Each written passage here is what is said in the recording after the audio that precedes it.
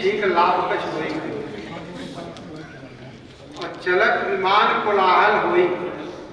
यहाँ चलक विमान कोलाहल हो रहा है सवेरे, तो अब विमान न चले, मैं 5 मिनट बाद समाप्त करूंगा। 5 वाले 10 मिनट, 5-10 मिनट। कुल सत्र हमारा वंदे मातरम ट्रेन की स्पीड से चला और 1 घंटे 3 मिनट में मित्रों ने पूरी बात कह दी। कल्याणानां निधानम कलिमलमथनम पावनम पावनानां पाथेयं यन्मोक्षो सपदि परपद प्राप्ते प्रस्थितस्य विश्रामस्थानमेकं कविवर्षां जीवनं सज्जनानां बीजं धर्मध्रुवस्य प्रभवतु भूते राम नाम रत्नाकराधौतपदां हिमालय किरीटिनी ब्रह्मराजर्षिरत्नाढ्यां वंदे भारत मातरम। मंच पर विराजमान सभी मित्र गण और इस सभागार में उपस्थित और मेरे हृदय में भी विराजमान सभी आत्मीय जन, सभी मित्रों ने बहुत ही कम समय 5 से 10 मिनट के अंदर और अधिकतम 15 बलराज जी ने 16 अपनी बात कही। और अगर आपने ध्यान से सुना हो तो बहुत तत्व की बात कही है। अब मैं उसको दोहराऊंगा तो समय जाएगा, मगर आप सब श्रोता वक्ता ज्ञानी निधि है तो सुना ही होगा। मेरा स्वभाव है कि मैं किसी कार्यक्रम में जाता हूँ पूरे समय बैठता हूँ, तो उद्घाटन से अभी तक मैं बैठा रहा। मैंने ये अनुभव किया कि जिस विवाह में ब्रह्मा स्वयं मंत्र का वाचन कर रहे हैं, वह विवाह कितना दिव्य होगा। और उसी प्रकार अगर जिस संगोष्ठी का संचालन स्वयं प्रोफेसर गिरीश्वर मिश्र कर रहे हो, वर्धा विश्वविद्यालय के पूर्व कुलपति, और इतनी तन्मयता से कर रहे थे कि अभी सो गए।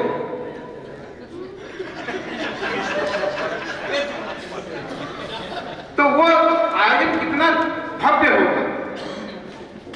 तो ब्रह्मा की भव्यता दिव्यता और प्रोफेसर गिरीश्वर मिश्र की भव्यता, तो दिव्यता और भव्यता का ये आयोजन रहा। और अब थोड़ा सा विमान जो की कोलाहल थी वो शांत हो रही है। मैं ये कहना चाहता हूं कि अभी जो 3-4 वक्तव्य हुए, कबीर पर, रैदास पर और जायसी पर, और घूम फिर करके रैदास और तुलसी कबीर जायसी पर, और मेरे हिस्से में दादू आते हैं।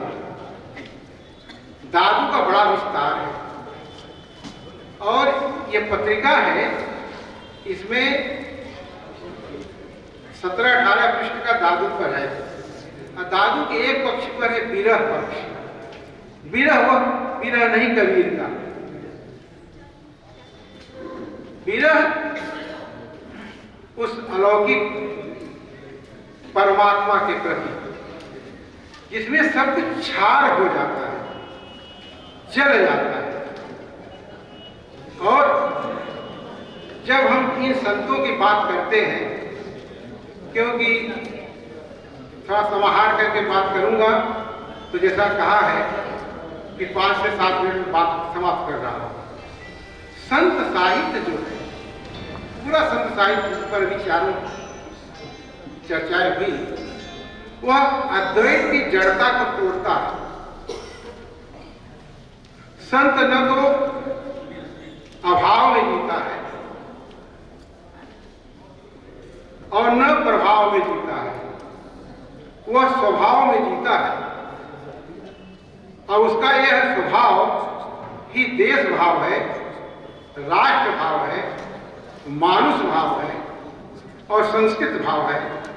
इसीलिए कहा संतों ने कि संत मिलन सब सुख जग नाही, सुख जग नाही। और यहां भी संत है, देखिए अंतिम पंक्ति में है, जो बैठे हुए हैं पुलाव कर रहे हैं, जिनसे मुझे बड़ा सुख मिल रहा है। तो दादू ने सबसे सामयिक दादू हमें लगते हैं। आप कभी ध्यान से दादू को पढ़िए तो आज की जो समस्या है, यहां तक कि लव जिहाद की जो समस्या है, वह दादू में सीधे सीधे है। गो हत्या की निषेध की बात दादू बार बार करते हैं। दादू बार बार मानव भाव की बात करते हैं। दादू समष्टि के गान की बात करते हैं। दादू वह सब कहते हैं जिसमें मनुष्य एक साथ रह सकता है, एक साथ सोच सकता है, एक साथ बैठ सकता है, एक साथ बैठकर भोजन कर सकता है और जात पात के बंधनों से मुक्त रह सकता है। अद्भुत साहित्य दादू पर सामाजिक चेतना की दृष्टि से, मानवता की दृष्टि से, सांस्कृतिक भाव की दृष्टि से, देश भाव की दृष्टि से विचार नहीं हुआ है। हम जब संतों पर बात करें तो संतों के साहित्य में उनकी भाषा पर, उनके अलंकार पर, उनके ज्ञान पर, उनके विद्वता की बात न करें, हम उनके उस दिव्य संदेश की बात करें जो मनुष्य को जोड़ती है, मनुष्य को एक साथ रहने का, समभाव में जीने का, सामरस्य भाव में रहने का, पारस्परिकता का आचरण करने का जो संदेश है, उस संदेश के साथ हमें देखना चाहिए, मूल्यांकन करना चाहिए। इसी दृष्टि से आज जो यह विचार हुआ संतों पर, वह निश्चित ही उपयोगी है। और अभी बात हो रही थी कि यह गोष्ठी दुबे जी ने कहा कि 4 घंटे की, 4 दिन की है। चितरंजन मिश्र जी ने कहा कि 4 वर्ष की है। अरे मैं तो कहता हूं यह गोष्ठी अनाज चलने वाला है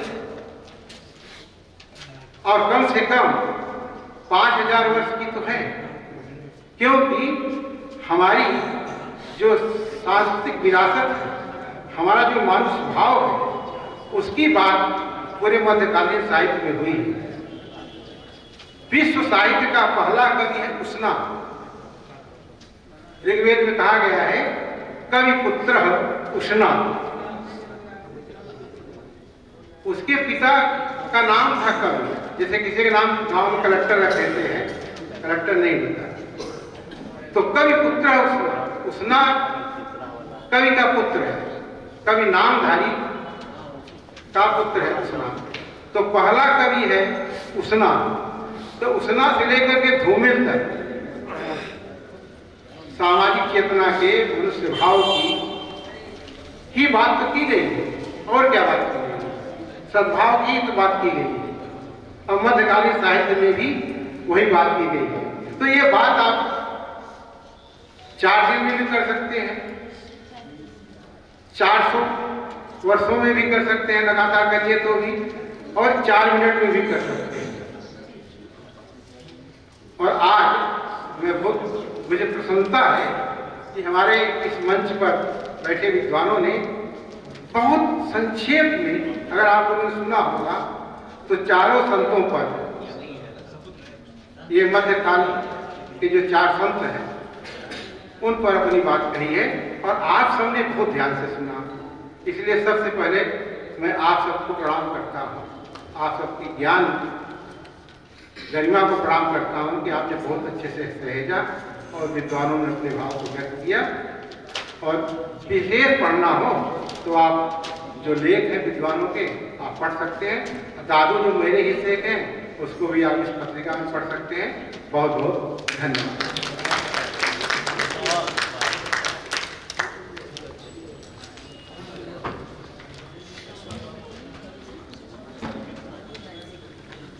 धन्यवाद अध्यक्ष जी। मंच पर बैठे हुए हमारे सारे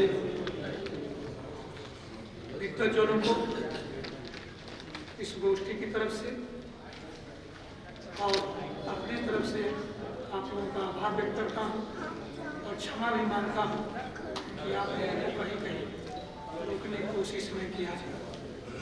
मंच से बैठे हुए हमारे सारे विद्वज्जन, मैं सबको प्रणाम करता हूँ कि आप लोगों ने बहुत धैर्य के साथ सुना और इस गोष्ठी को आप डॉक्टर अशोक सिंह जी, मैं अब डॉक्टर अशोक सिंह जी को सौंप रहा हूँ कि आप आएँ और मंच का संचालन करें क्योंकि काम गोष्ठी होगी।